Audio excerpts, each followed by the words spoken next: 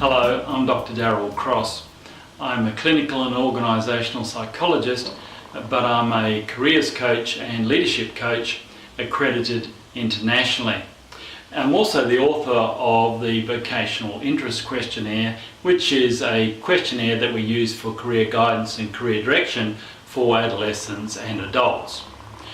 One of the questions that people often ask, and particularly careers counsellors in schools and careers advisors, is this: why do we actually start measuring career direction using a career interest test?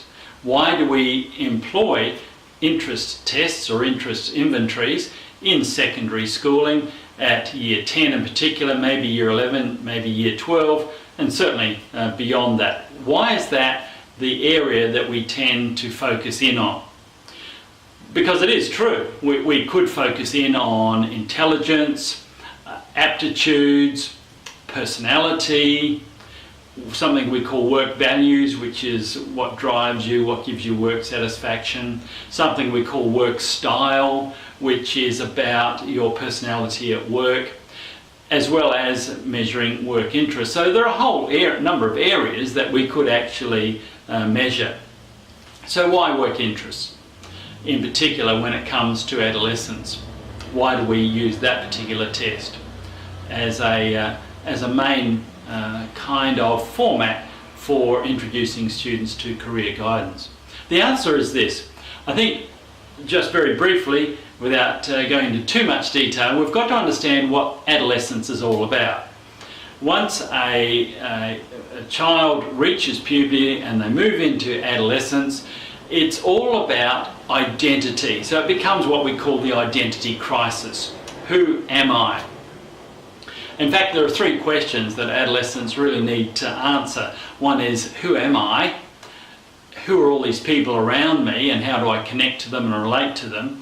And where am I going, which is the one that relates to careers. So those questions are unfolding over time, and many adults still struggle with those kind of questions in some way or other.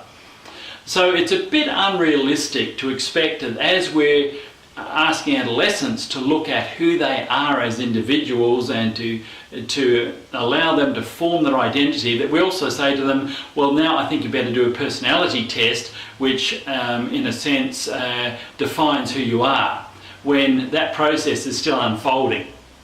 Work values, yes, we could perhaps ask them to do that. Their work style, personality at work, well, most of them are not working yet. Some of them might have a casual job. IQ, why wouldn't we measure that? Well, IQ and aptitudes really accounts, according to the book by Dan Pink called A Whole New Mind. He indicates there that IQ and aptitudes only accounts for about 4 to 10% of career success. So we're not going to worry with IQ and aptitudes. Personality is just too complex a question to look at, given that this is a developmental phase for adolescents. Work values, yes, but it's not as powerful. Work style, no, because most adolescents don't work. So that brings us back to interests. Now, when you ask an adolescent and right through to early adulthood what they like and what they dislike, they can relate to that and they can answer those kind of questions. So the Vocational Interest questionnaire, for example, has 140 job roles, job tasks, job functions that an adolescent rates as being very appealing. They like it, they're indifferent to it, or they dislike. And so individuals find it relatively easy to be able to say and represent what they like and what they dislike. And that's why we use interests as a base entry point, if you like, for career testing and career guidance. It is an effective tool. As I've indicated, it's not the be-all and end-all. It's only part of the jigsaw puzzle. But bear in mind that adolescents are still on the journey, and it starts to at least give them some focus about where they ought to be looking. So career interest is an important first step, and I recommend it to you.